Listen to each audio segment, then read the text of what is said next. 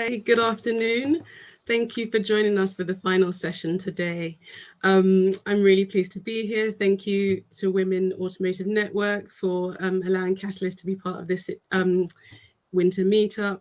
My name is Tomi Isaacs. I'm a senior director at Catalyst, which is a non-profit organization that's set up to make work for women and other underrepresented groups within the workplace. And we do this through research, sharing thought leadership, and also all sorts of solutions and tools to make that happen. We work with the likes of Google. We actually work with Flex, who were on the previous panel. So it was really great to hear that discussion around inclusion and diversity. And without further ado, I'm going to give Julie and Stephanie a chance to introduce themselves before we kick off this conversation around the future of women in the automotive industry. So I think we'll start with Stephanie, actually. Please introduce yourself. Great. So I'm Stephanie Buckner. It's a pleasure to be here. Thank you for having me. I'm the Chief Operating Officer for Altair. Altair is a software company that focuses in the simulation, high-performance computing, and data analytics space. I've been with Altair for about 11 years now, and my responsibilities are really focused on the field operations, so sales, support, service, as well as all of our M&A, so our mergers and acquisitions activities. So I have the opportunity to work quite a bit in the automotive sector. We're a supplier of software to many, well, really every single automotive OEM and tier 1 and tier 2 supplier. And so I'm excited to be here. Thank you. Julie? Thank you. Hi, I'm Julie David, and I'm currently the Managing Director of Peugeot for UK. Actually about to become the Managing Director of the Premium Brand Division for Stellantis. I'm also Vice President for the Automotive Group, about to move roles. So I've had many years in automotive. I've worked in the automotive industry for over 30 years and a career of 35 years. So extensive experience, not only of business, but of the topic I think that everyone has been talking about. I would say I've not been part of the conversations earlier. I did listen to the previous one. So if there's anything that we talk about that duplicates, apologise, but hopefully it will just reinforce maybe the messages that have perhaps come before. So yeah, I'm also delighted to be part of this. And as you can probably imagine, over that timescale, I've seen a huge change, which I'm sure we'll come on to talk about. Still lots to do and lots of new ways of maybe addressing some of the challenges. But yeah, delighted to be here, probably towards the end of my career, really, to share some of the learning and hopefully pass that on for people to take the battle on, let's say, into the future, which I'm really keen to support. Thank you for that, Julie. And actually, again, if there are any topics that you'd like us to talk about, please drop them in the chat or the comments. I can definitely feed that into this discussion and keep it lively as we go through. Actually, it'd be great to hear from any of our audience where you are, how you're feeling at this point in the day. And yeah, just share any of those thoughts with us in the chat too. That would be great. So the first question is quite a meaty one. And I think maybe that's been touched on earlier today as well. But why are there so few women in the automotive industry? I think from some of the research I've seen, the highest number I've seen has been in the US at 26.1% of women in this industry. I think that was 2020. So that's the latest figure I was able to dig up. So I think, yeah, Julie, do you want to start there? Yeah, so thank you. And it's interesting because I've had roles both in the UK and working globally, and certainly what you see around the world are very different. I think probably percentages like you've just talked about, but also perhaps women working at different levels and that being more or less, let's say, acceptable or something that you'd expect to see and experience. I think the reason that we're still seeing the numbers that we are is because actually, and it was mentioned on the previous panel, that actually it does take a long time to see change. So I think if you look in the younger generation, if you were to segment it into generations, I think actually not necessarily at a leadership level, but I think at a more junior level, you would definitely see more women. So all of the initiatives, particularly in the world that I'm in terms of OEM, when you look at STEM and you look at engineers, you look at designers, and even working in factories, you definitely see a lot more women in terms of younger women. I think what we are still lacking and what we're not seeing perhaps the rate of change is in older women, so probably women more of my age as well. And maybe what we're not seeing is people still getting through, you know, that old, it's probably a very old way of talking about it, but the kind of glass ceiling and getting into leadership. And I think, you know, there is definitely something, and I know probably Stephanie will talk about it, but, you know, something around what happens mid-career as well for women, and not even to do with having children. So, you know, if you park that aside, there are still some other things that we see happen, but I'm pretty sure it's just down to that.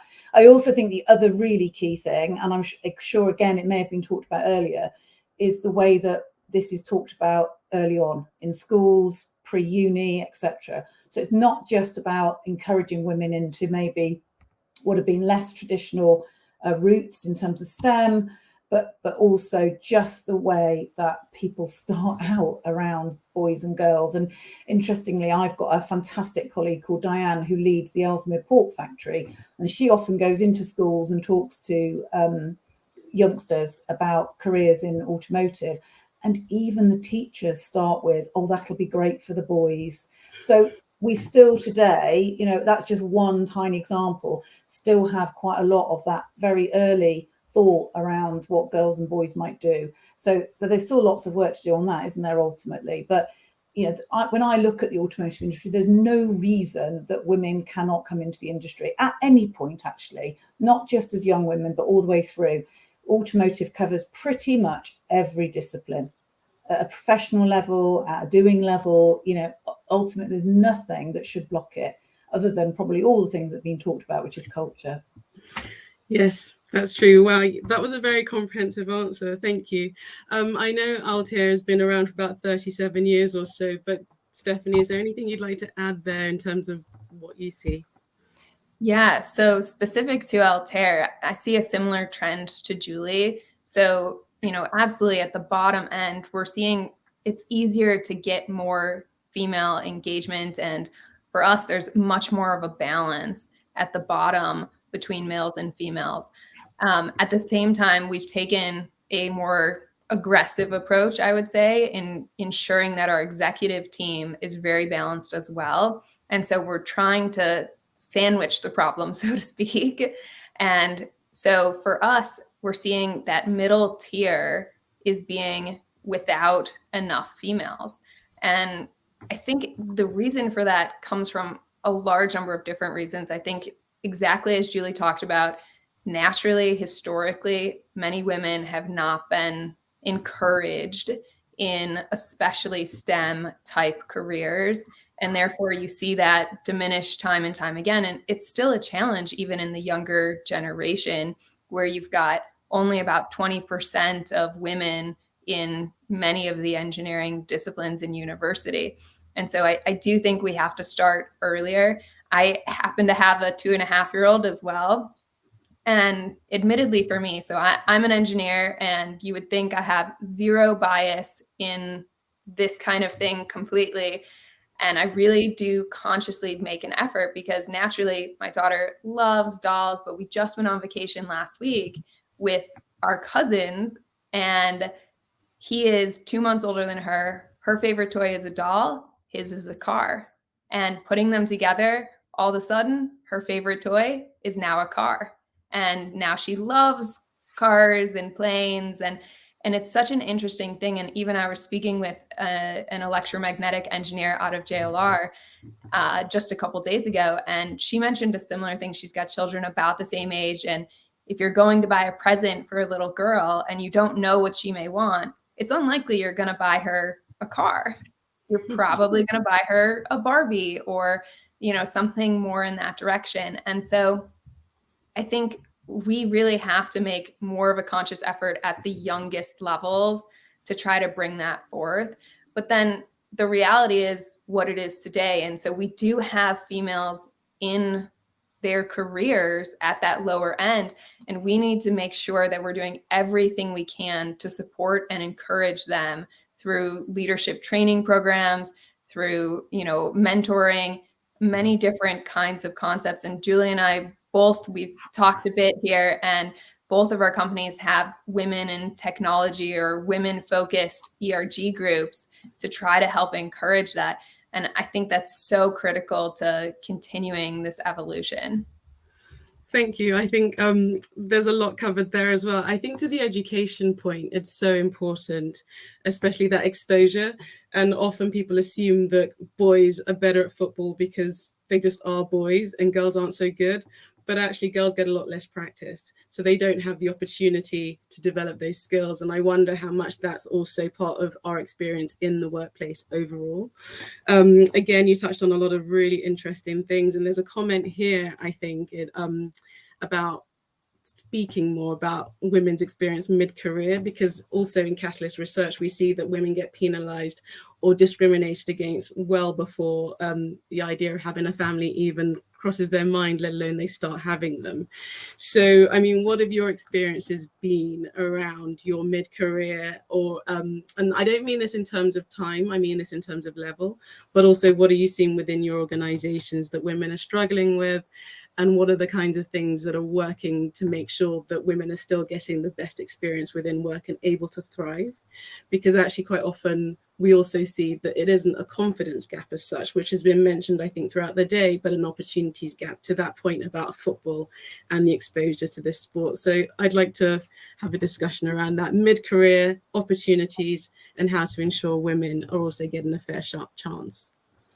Yeah, I think it's about having a champion, so to speak. And so if I think about myself, I've had many champions throughout my career, and often they're male, by the way.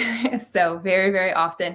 And, you know, one of the things that I understand is common is women are often over-mentored, under-sponsored. And so for us, I think it's really important that we're giving women not just the opportunity to have a voice, because as you said, many women do have the confidence, and it can be different at the youngest ages. But once you get to the middle of your career, you very often are confident enough to speak up.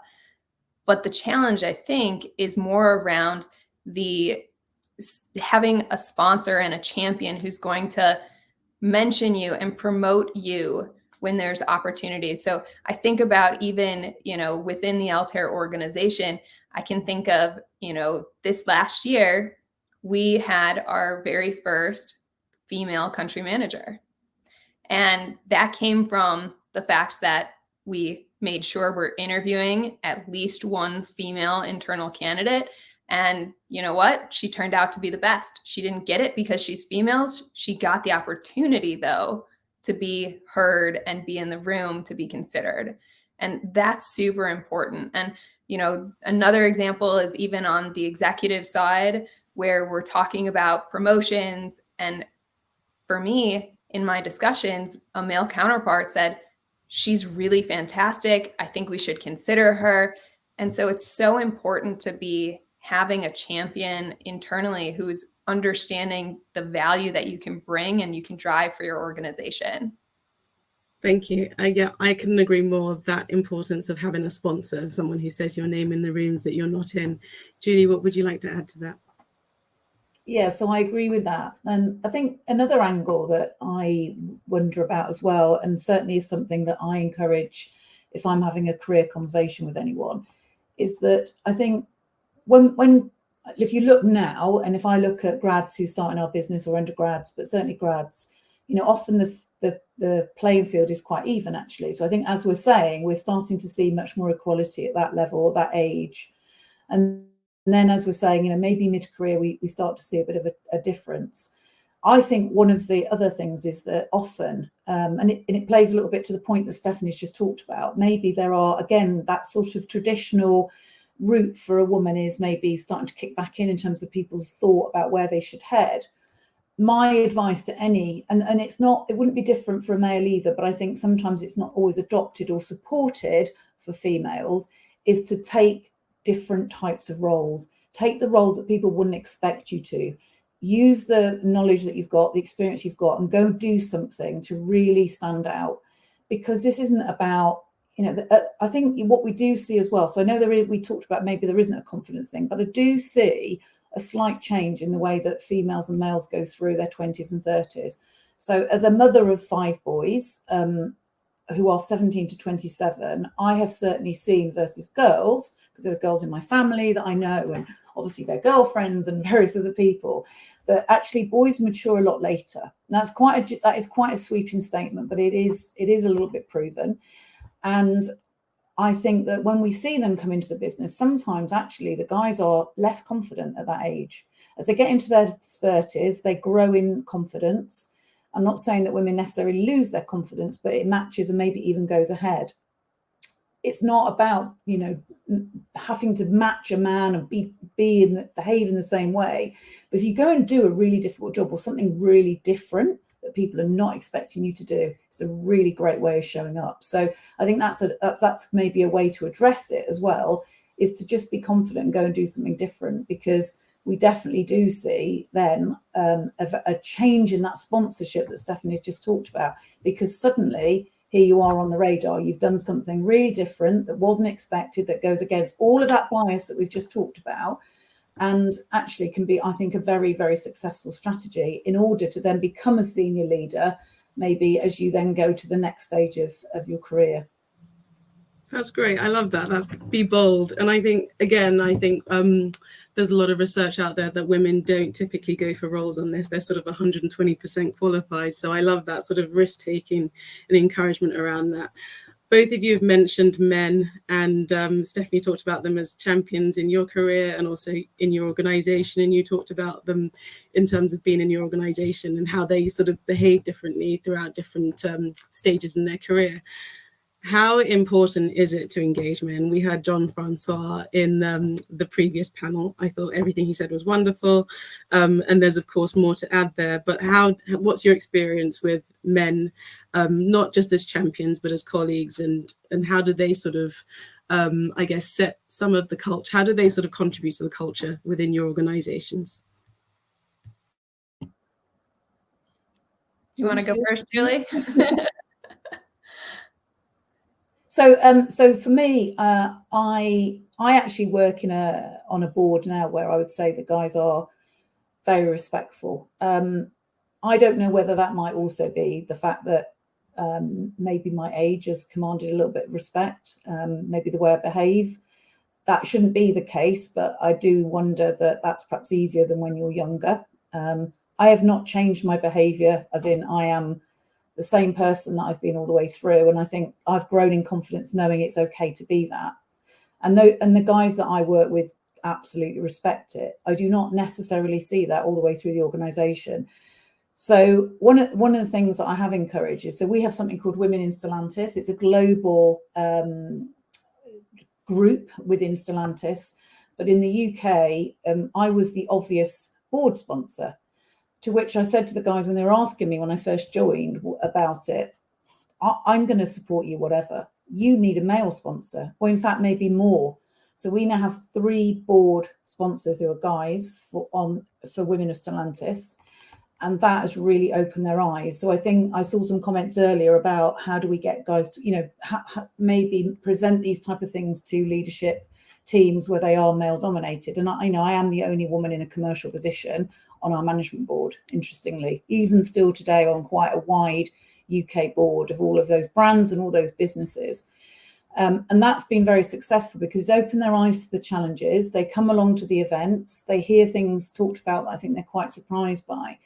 And the other element of that is the ones who've got daughters really, really connect, because they start to realise that this is what's about to happen to their daughters. So it doesn't matter whether their daughters are 2 or 12 or 22.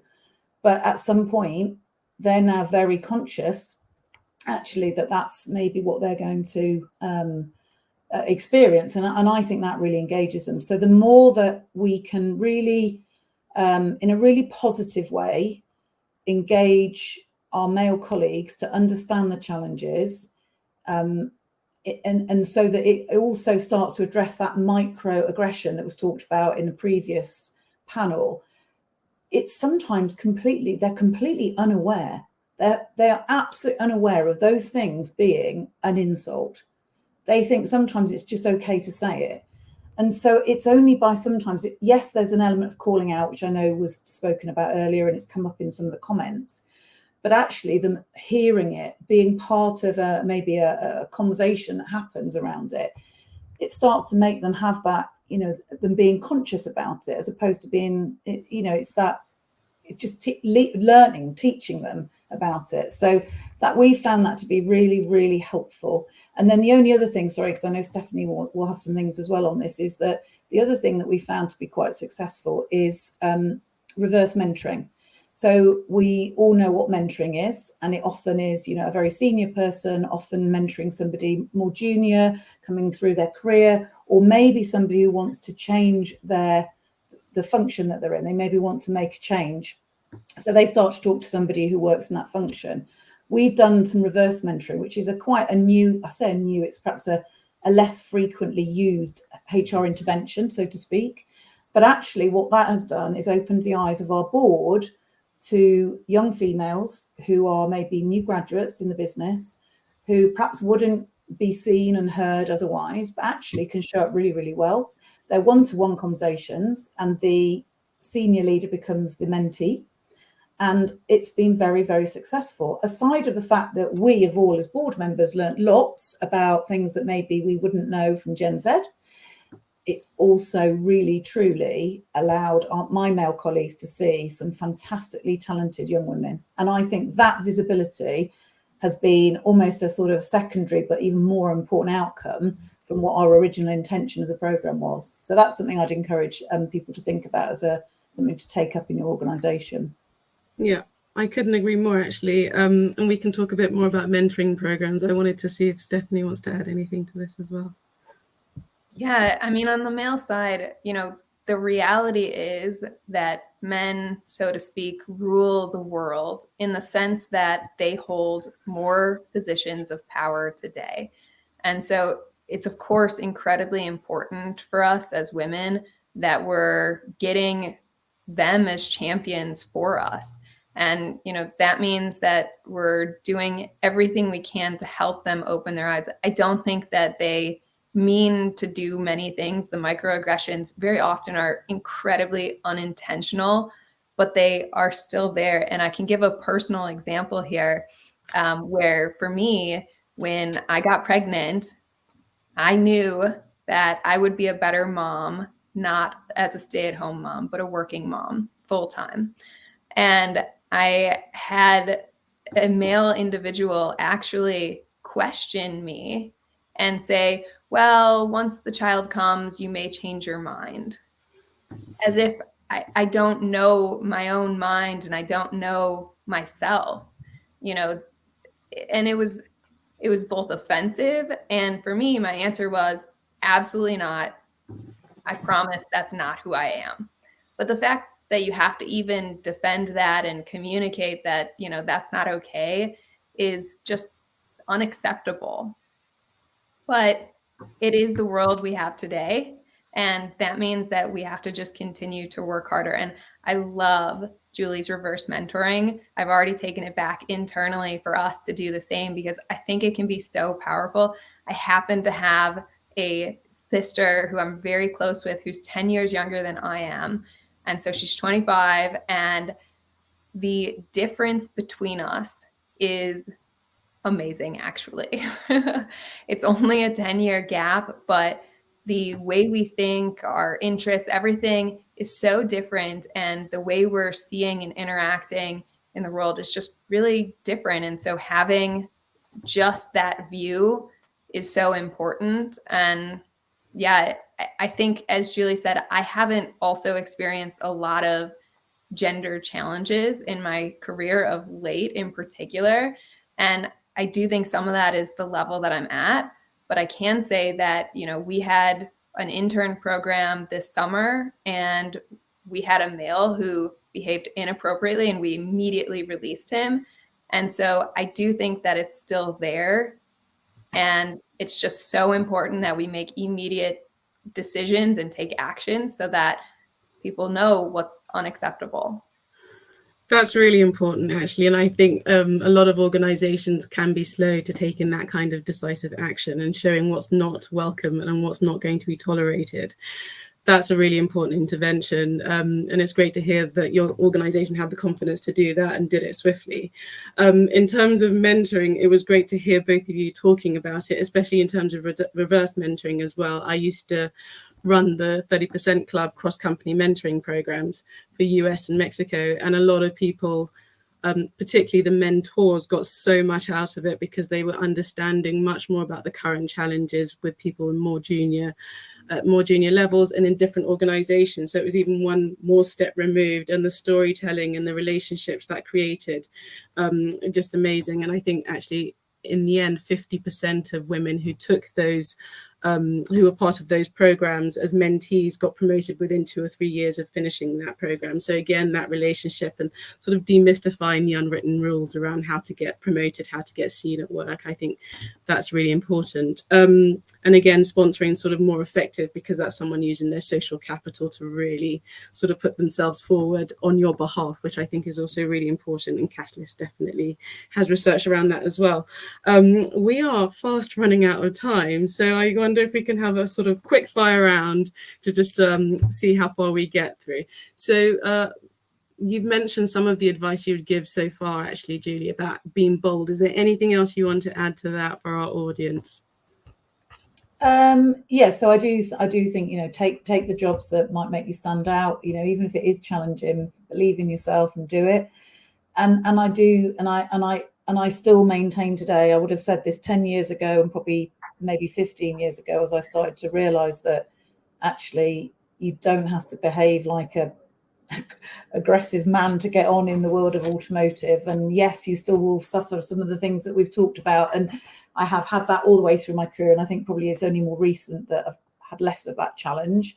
And as I say, it might be linked to age, but being your authentic self and knowing, particularly as we, you know, I think there is a much more, let's say, understanding of the value of emotional intelligence, and, you know, really good behaviors at work make a difference to your success, leading teams, leading out great performance. It's not about not being commercial, by the way. It's absolutely about being commercial.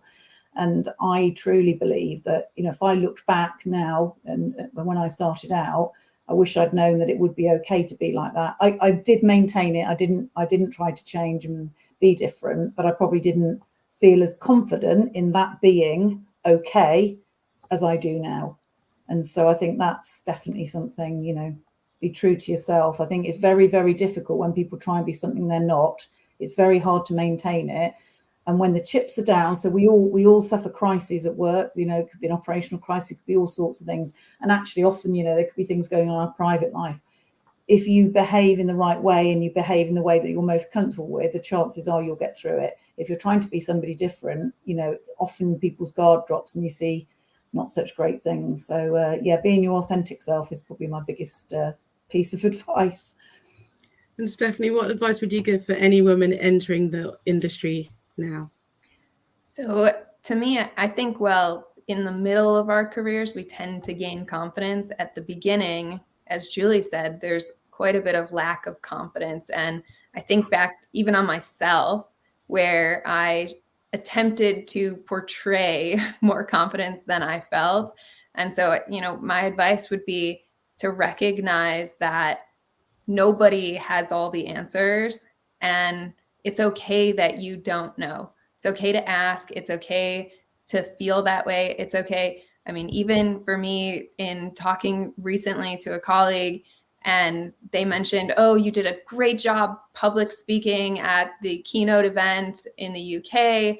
You know, you looked so confident. I hope I can do that.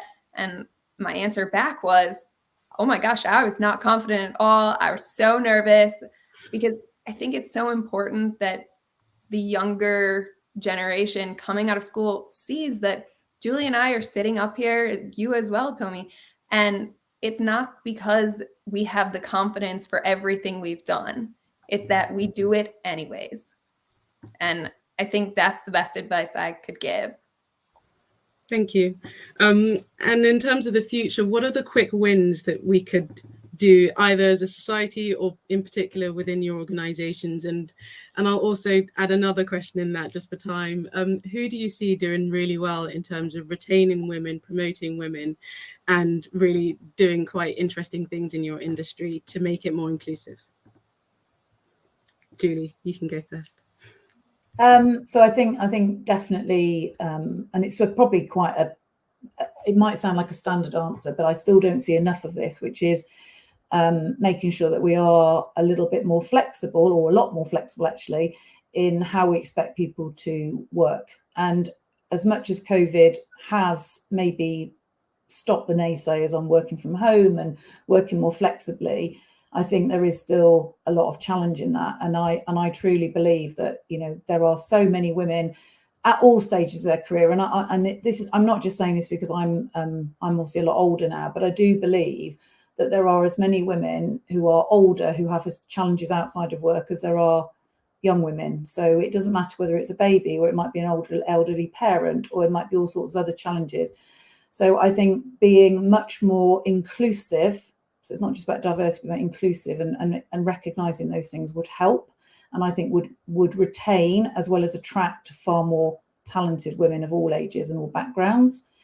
And then in terms of who do I think is doing it great, I wouldn't necessarily name a company, but what I do think is interesting, and actually there might have been some people talked about it earlier, but I unfortunately didn't get a chance to hear it, is that I think some of the new entrants to the market, so some of the more disruptive businesses and brands and solutions to mobility, the link to automotive, probably are demonstrating that far more. And I think that might be because they come in, they're new businesses, they're maybe more tech-based, and they don't have that sort of historic view of how to work.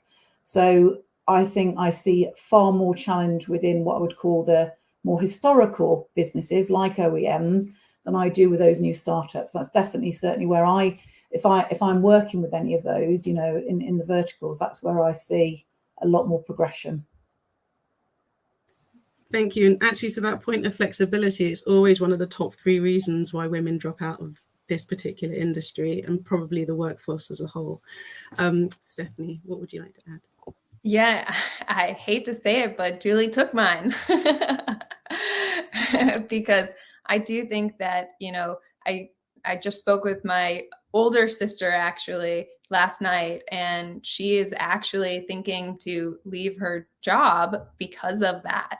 Because for her, she's having to go into the office every single day, and she's having to work from 6 to 6, you know, long hours. And for her, it happens to be that she has a 1-year-old. And so, you know, flexibility is so essential.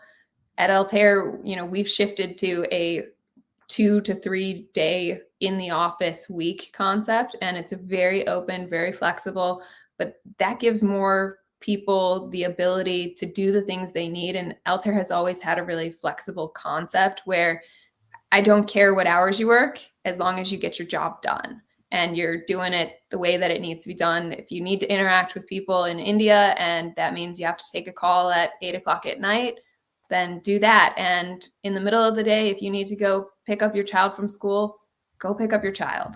You know, we need to be more flexible so that it can be more inclusive. So I completely agree with Julie on that.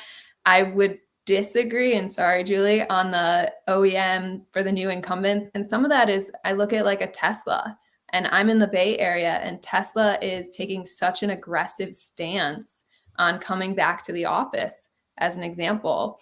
I mean, I think that there are often a lot of startups that are more flexible, but I think they tend to do that more out of necessity for gaining top talent. And then as they get bigger, their philosophy may shift. But I think, you know, in general, we're going to see what the new world brings us here post-COVID. And I think we're heading into an economic downturn that will shake us this next year, is sort of my opinion. You're already seeing quite a bit of that in the tech industry. But I think we're unfortunately in for quite a bit more next year. Thank you. Thank you. That's a very comprehensive answer as well. The top 3 reasons women tend to leave is due to flexibility and lack of career progression, and then work-life balance. And I think that's sort of been summed up in all of your answers. And I think there's quite a few comments here about confidence coaching. So I think I get the impression that the audience kind of want to come back to this topic. So what advice would you give in terms, I think Stephanie, you touched on it in terms of do it anyway, feel the fear and do it anyway, with public speaking and other things like that. But what are the other tricks that we could sort of adopt to go for it anyway, even if the confidence isn't there yet? I mean, go ahead, Julie. Sorry, go ahead. No, what I was going to say is, so when Stephanie was saying that earlier, I think it's really, really important that everybody knows that whenever, I mean, I can only speak for me, and it sounds like Stephanie's the same, but I'm probably 20 years older than Stephanie. So I've been doing this for a very long time. If you had known me as a teenager, you would never imagine, I would never have imagined I could do what I'm doing today. I was very quiet, and I was in my 20s. And so my underlying character is not to be particularly confident or loud. I certainly wouldn't be the kind of, the soul of a party or anything like that. But what I've had to learn to do is it's exactly what Stephanie said, and it still counts today. Whether I'm doing something like this, I'm particularly nervous when I'm speaking to journalists. I have to do a lot of PR roundtables, and I will never get over that. Probably, I'm really not confident. But I think it is about learning techniques. So it is about understanding how to think about the question, understanding the messages that you want to get over. So if you're public speaking, if you're doing a media interview, and of course, media interviews are probably one of the toughest things, because not all journalists want to catch you out, but some do, and some want the story, some want you to say something that they then just dig into. And so sometimes we can be really nervous, but actually if you know your stuff and you pause and you practice and you learn your messages, it is possible. Because I am not super confident at all, but I've managed to do it throughout my career. But I do think there is something around making sure you are structured, make sure you do know the messages that you want to say, the things that you don't want to trip up and get into. So there are techniques, there are lots of things that you can do to learn to public speak, to learn to deal with media interviews, roundtables, panels, whatever it might be. But in the end, if you're confident in your subject, then actually you'll be far better than you believe. It is an astonishing thing that I have the same thing. People often say to me, "You're so confident. You stand up in front of hundreds of retailers. You do this. You get asked things all the time." But actually, underneath it, I'm not that confident. So I think actually, for a lot of you who maybe feel, and I'm not saying that there aren't things you can have in terms of support and coaching, but the truth is, actually, a lot of us are not as confident as maybe we appear. So give it a go, because actually you might be quite surprised. There is something about also being given the opportunity. So I think if you are mentoring, or you have a female in your team that you feel is not maybe as confident as they could be, but they're brilliant, then give them the opportunity, allow them, I would ask one of my team to present rather than me, and support them in that and coach them and allow them that opportunity, and then give them feedback afterwards and let them do it again and again. But it does mean having a sponsor probably to do that. So it is just something I think you've kind of got to practice. That's all I can say. Yeah, practice is really important. Stephanie, anything you'd like to add? So the only thing I'd add, because I totally agree, it's about practice. And the best advice that I think I've gotten two pieces of advice. One was simply, as Julie said, that just remember, this material very often better than others. And so, when you're taking something on, you usually are the expert, and you just have to sort of remember that and trust in yourself. But the second piece of advice that I really hold on to is that nervousness you feel, the butterflies you feel, that's actually really close to the same feeling you have when you're excited. And so you do this mental trick of, instead of saying, "Oh, I'm so nervous, you say to yourself, "I'm so excited. I can't wait to do this." And at least for me, that mental shift makes all the difference. And you're still shaking, but you're shaking with excitement. That's a very positive note to end on. Thank you. We didn't even get to touch on the crash test dummy that got announced recently in the news. I wanted to bring that up not in a technical way, but as a signal of inclusion. And we do have a couple of minutes left. So I was wondering if you wanted to talk a bit about that as a signal, not the sort of dimensions of the form, but actually, what do you think about that? Julie, would you like to go first? Yeah, so I wouldn't talk about it from a technical point of view, but I think you're right, it is a signal. And actually, as much as anything, it's a signal about recognizing consumers. You know, that more wealth in the world sits with women. Purchasing decisions are often more dominated by women. And yet, unfortunately, we still have a world in automotive that feels like, as a retail consumer, that actually it's all dominant. It is generally still quite orientated towards males, regardless of who goes in, who is going to buy, etc. in terms of purchase decision.